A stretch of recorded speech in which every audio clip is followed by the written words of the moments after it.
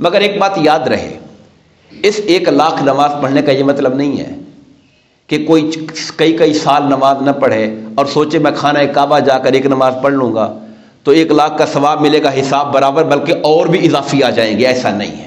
مگر بندے کے دل میں بتقاضۂ بشری تڑپ ہوتی ہے کہ محبوب سامنے ہوتا تو اس سے لپٹ جاتا۔ خدا فرماتا ہے میں تو لپٹنے سے پاک ہوں، اور اللہ فرما رہا ہے یہ بہت برکت والا گھر ہے، وَہُدًى لِّلْعَالَمِينَ، اور سب جہانوں کے لیے ہدایت کا سامان یہاں سے ہو رہا ہے۔ جب یہ آیا تھا تو بہت نورانی تھا، اس کی چمک دمک بعض روایات میں یہ آتا ہے اللہ تعالیٰ نے اس کو چھپا دیا، اگر اللہ نہ چھپاتا تو مشرق سے لے کر مغرب تک جو خانہ کعبہ کے بعد سب سے مقدس جگہ اگر ہے تو وہ گھر ہے جہاں پر میرے مصطفی، یہ وہی پتھر ہیں جہاں میرے آقا بیٹھا کرتے تھے، اس میں تبدیلی کوئی نہیں آئی ہے، یہ عین وہی پتھر ہے، اس میں کوئی تبدیلی نہیں آئی۔ جہاں پہ آقا اپنی پشت مبارک لگاتے ہوں گے، جہاں حضور تشریف رکھتے ہوں گے، جہاں حضور ہاتھ رکھتے ہوں، مقام ابراہیم بھی تو ایک پتھر ہی ہے نا، باری تعالیٰ اس پتھر کو بھی پھینک دینا ہے۔ آپ کے علم میں ہے کہ گزشتہ 3 ہفتے کا جو دورانیہ تھا وہ اللہ تعالیٰ کے فضل و کرم سے اور سرکار کی نظر کرم سے حرمین شریفین کی حاضری نصیب ہوئی۔ دعا فرمائے اللہ تعالیٰ قبول فرمائے۔ آج کا ہمارا خطبہ جمعہ حرمین شریفین کا، چلیں آپ میں سے بہت سے لوگوں کو اللہ نے پہلے شرف بخشا ہوگا اور اللہ ہم سب کو بار بار یہ شرف نصیب فرمائے، تو تھوڑا سا حرمین شریفین کے جو مشہور مقدس مقامات ہیں میں چاہتا تھا کہ ان کے حوالے سے ہم تھوڑی بات کریں۔ سب سے پہلی چیز جس کا اللہ پاک نے خود قرآن میں تعارف کروایا، سورہ آل عمران میں فرمایا ان اول بیت وضع للناس للذی ببکہ، وہ پہلا گھر جو زمین پہ بنایا گیا، یہاں بیت سے مراد بیت اللہ ہے، اللہ کا گھر، اور اللہ کے گھر کا مطلب یہ نہیں ہوتا کہ اللہ کو رہنے کے لیے کوئی گھر چاہیے، اللہ مکانوں سے پاک ہے، وہ مکان سے پاک ہے۔ اللہ کا گھر یہ ہوتا ہے کہ ایک ایسی خاص وقف جگہ جہاں بندے اللہ کی عبادت آ کے کر سکیں۔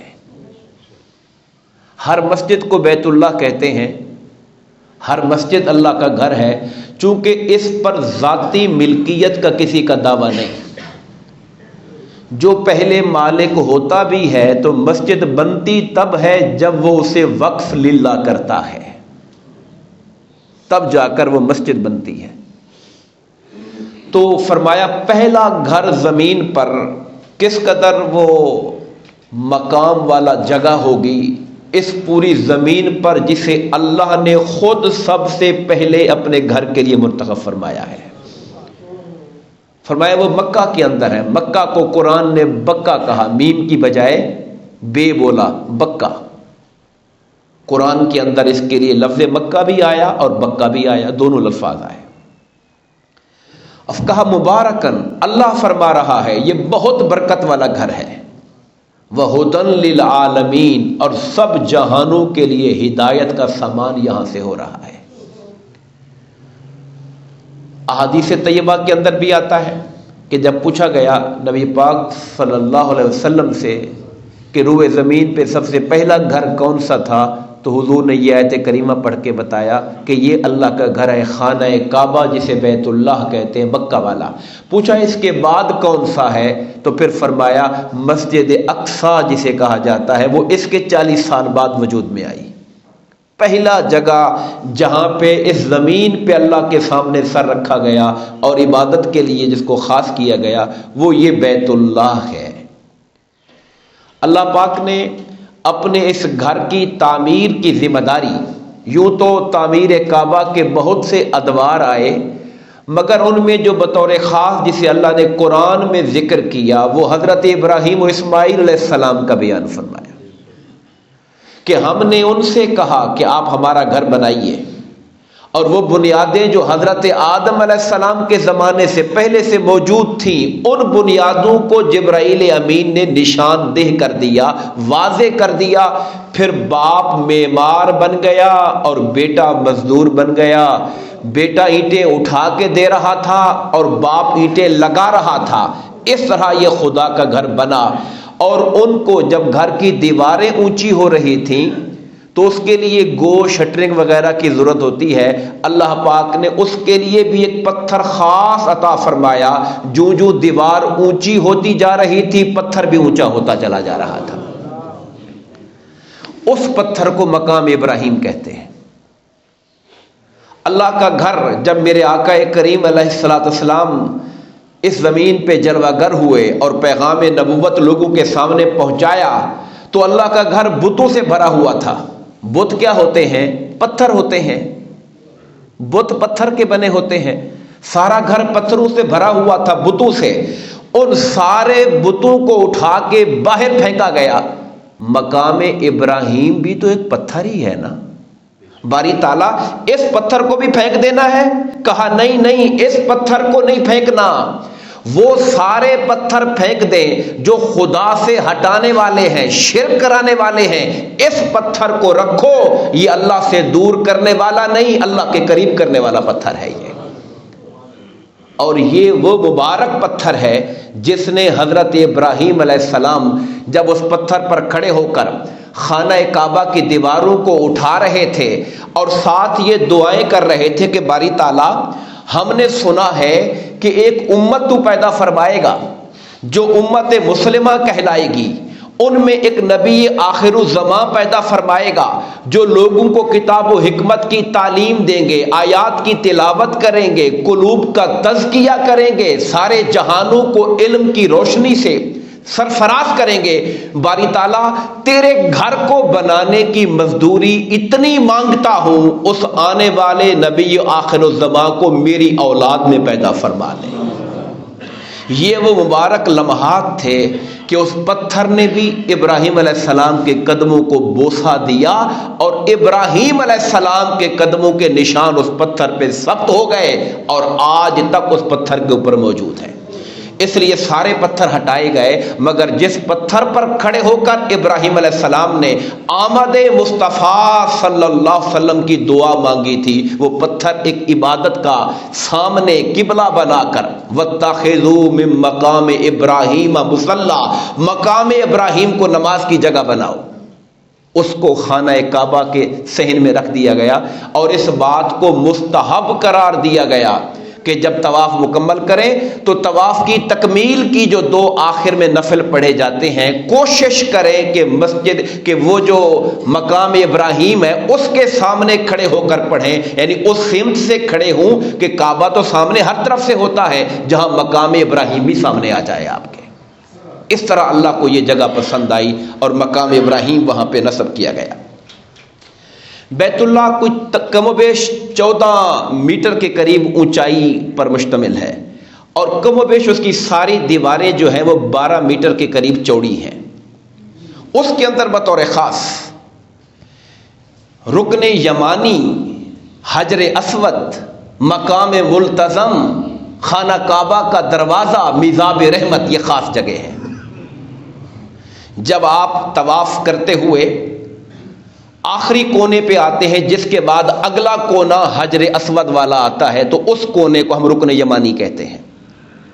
وہاں سے لے کر حجر اسود تک جانے تک سرکار نے فرمایا کہ جو شخص یہاں پر دعا مانگتا ہے ربنا آتنا فی الدنیا حسنۃ وفی الآخرۃ حسنۃ وقنا عذاب النار، یہ دعاؤں کے قبول ہونے کی جگہ ہوا کرتی ہے۔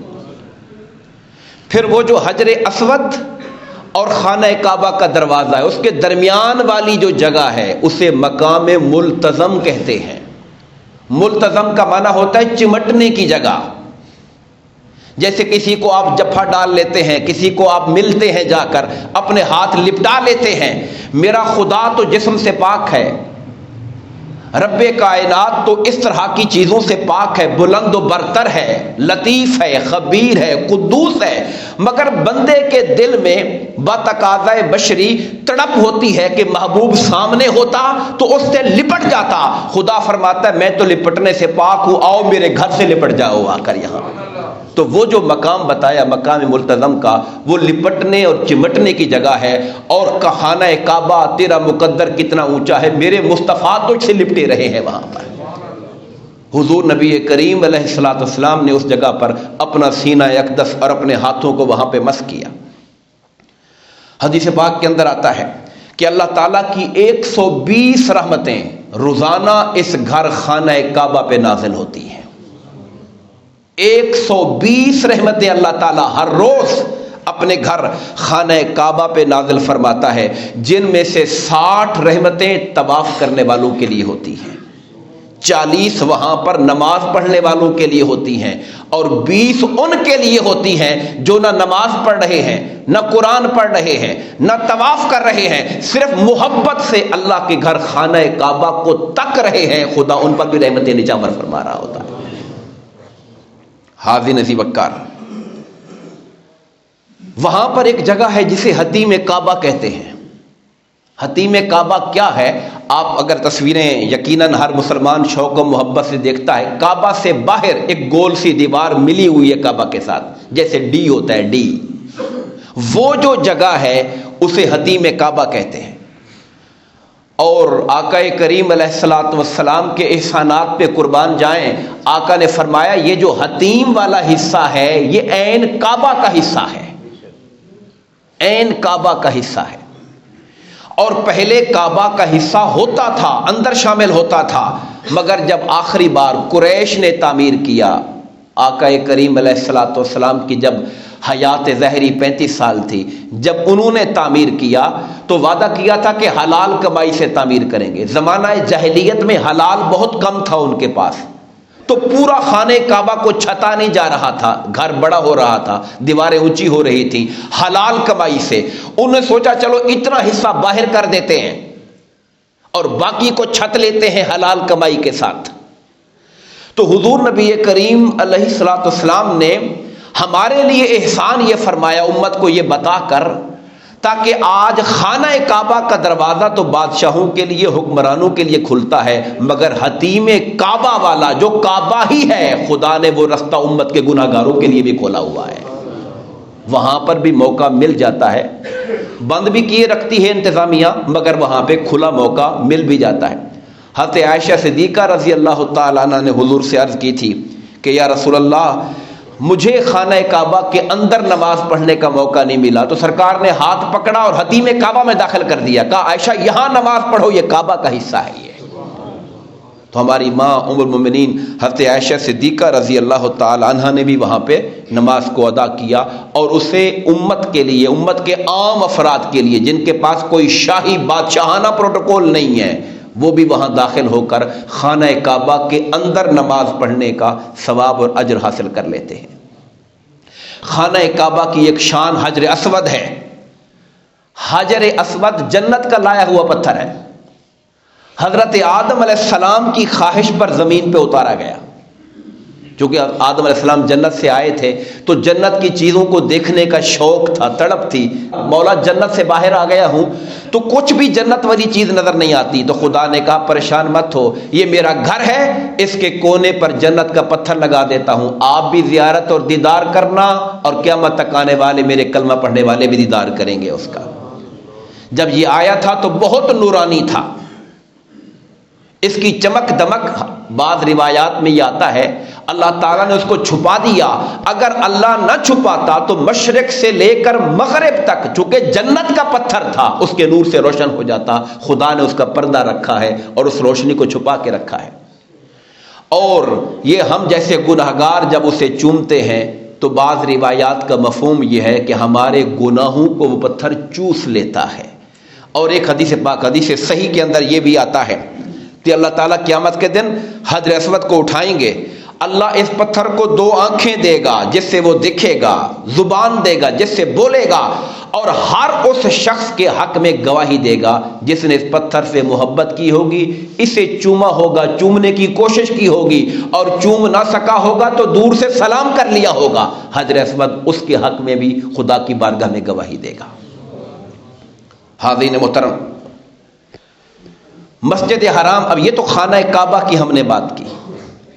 خانہ کعبہ کا جو صحن ہے اس کے ارد گرد وہ جو پورا علاقہ ہے اسے مسجد حرام کہا جاتا ہے، اور یہ مکہ مکرمہ کا سینٹر ہے، اسی کے درمیان میں بیت اللہ ہے، اور اس کائنات میں اس پوری زمین پر سب سے برکت والی مسجد ہے، جہاں پر حدیث پاک کے مطابق ایک نماز پڑھی جائے تو اللہ اپنے کرم سے 1,00,000 نماز کا ثواب عطا فرما دیتا ہے۔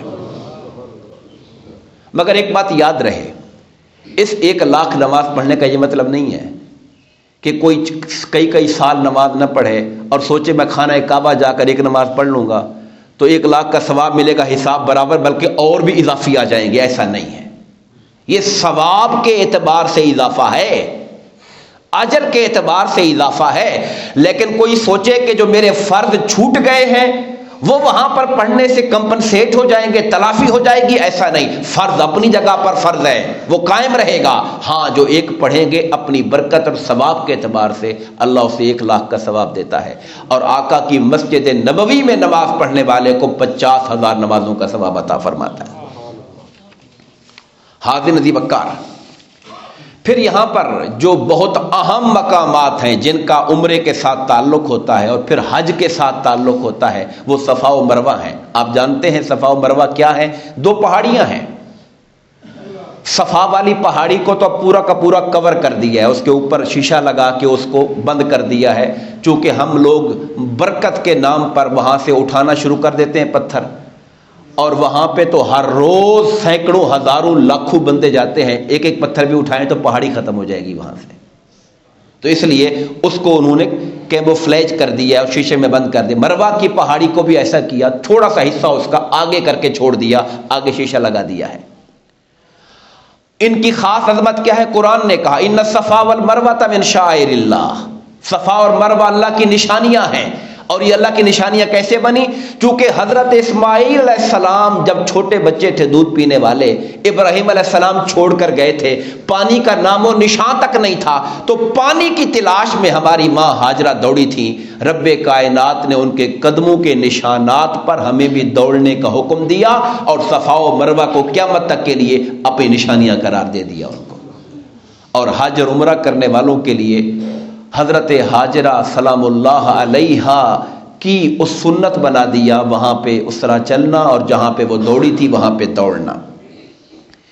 یہ صفا سے مروہ ایک چکر، پھر اسی طریقے سے واپس آتے ہیں، کل یہ 7 راؤنڈ ہوتے ہیں، اور کم و بیش بڑے آرام سے بھی چلتے جائیں تو تقریباً 40 منٹ میں آرام سے بھی ہو جاتا ہے، بغیر تیزی کے۔ سفر کوئی 4 کلومیٹر سے کم بنتا ہے یہ 7، وہ جو پورا صفا و مروہ کی جو سعی ہے اس کی۔ پہلے زمانے تنگی کے ہوتے تھے، اب تو کئی فلور بن گئے، پیدل والوں کے لیے الگ رستہ ہو گیا، اور پھر اس کے علاوہ وہاں پہ ویل چیئر والوں کے لیے الگ جگہ بن گئی، پھر ایک منزل نہیں، بیسمنٹ، گراؤنڈ فلور، اس اوپر کا فلور اس سے اوپر، بہت ہی زیادہ وسعت اور گنجائش کے ساتھ وہاں پر یہ جگہ موجود ہے۔ اور اب وہاں پہ جب دیکھتے ہیں جا کر، کاش کہ ہمارے پاس ملٹی میڈیا ہوتا، ہم وہ منظر دیکھتے ہوئے ساتھ جاتے تو کچھ اور منظر ہوتا اور ذہن کے اندر کچھ اور تصور ہوتا۔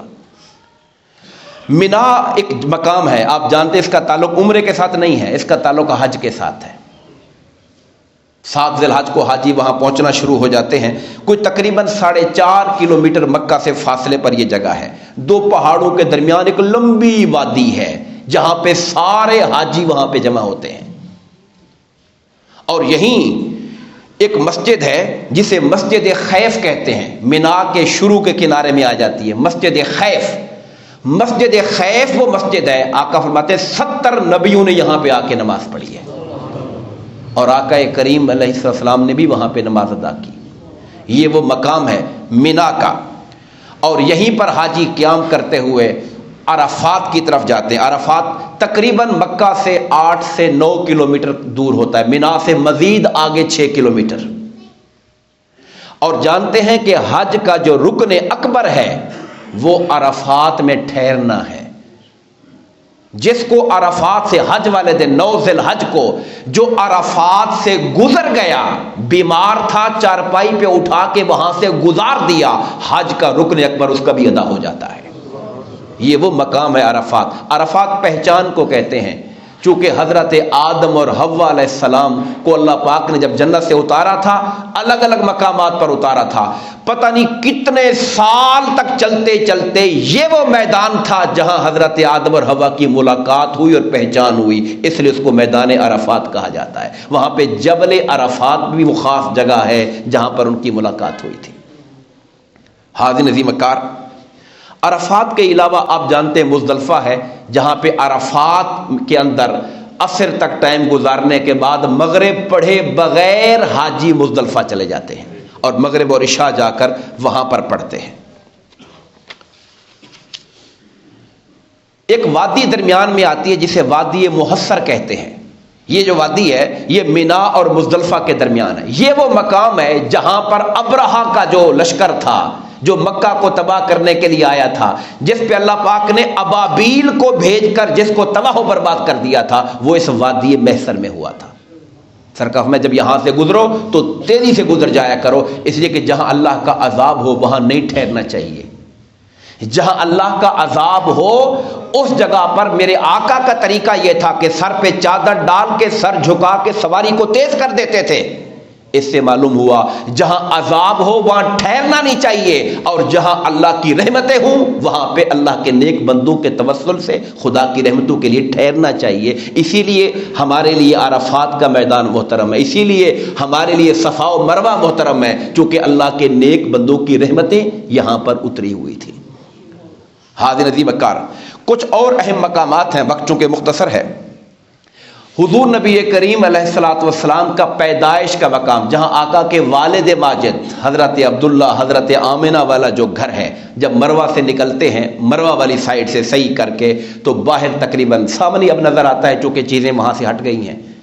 اب وہاں پر ایک لائبریری بنائی ہوئی ہے. ایک اور جگہ جس کا عام لوگوں کو اندازہ نہیں اور وہ موقع پر موجود بھی نہیں ہے، حضرت خدیجہ الکبریٰ رضی اللہ تعالی عنہا سے شادی کے بعد نبی پاک صلی اللہ علیہ وسلم حضرت خدیجہ کے گھر میں شفٹ ہو گئے تھے، اور آقا پر نبوت کا جو سفر تھا دنیاوی اعتبار سے وہ حضرت خدیجہ کے گھر سے شروع ہوا. جبرائیل امین اس گھر میں آیا کرتے تھے، خدا کا کلام اس گھر کے اندر اترا کرتا تھا، حضور کی ساری اولاد اس گھر کے اندر پیدا ہوئی.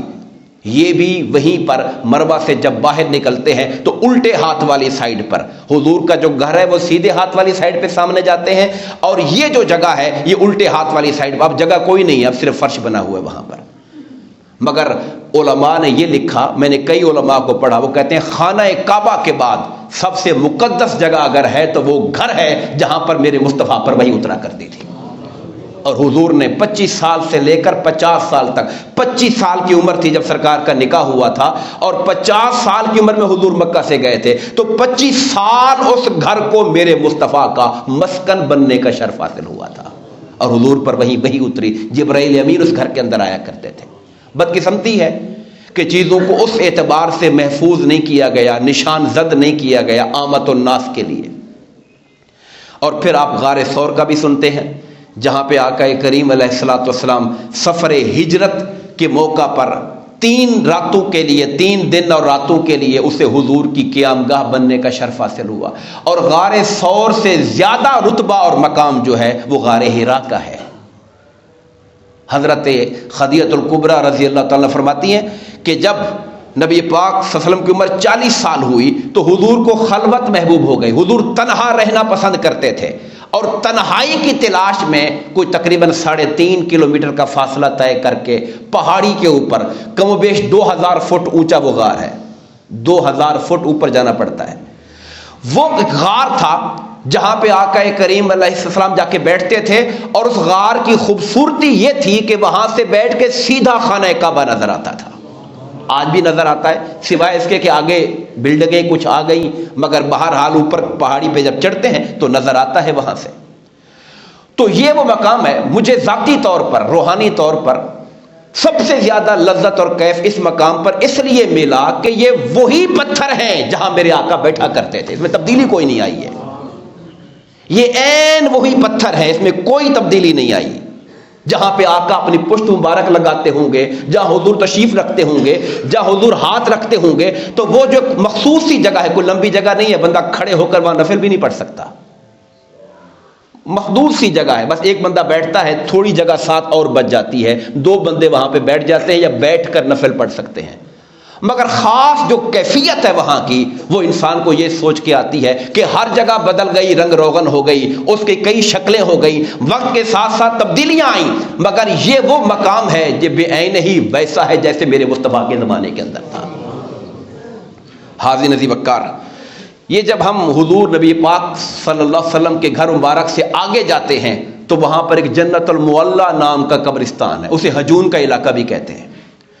اس قبرستان میں ام المؤمنین حضرت خدیجہ الکبریٰ رضی اللہ تعالی عنہا کا مزار ہے، کچھ اور صحابہ صحابیات کے بھی مزارات ہیں وہاں پر۔ اس قبرستان سے پہلے ایک مسجد جن آتی ہے، جہاں پر فجر کی نماز میں حضور نے نماز پڑھی اور جنات کی ایک جماعت نے حضور سے ملاقات کی، آقا کی زبان سے قرآن کو سنا اور قرآنی پیغام ان کے دل میں گھر کر گیا، اور حضور کے ہاتھ میں مسلمان ہو کر حضور کے دین کے مبلغ بن کر اپنے علاقوں کے اندر چلے گئے تھے۔ وہ مسجد جن ہے، موجود ہے، نمازیں وہاں پہ ہو رہی ہیں۔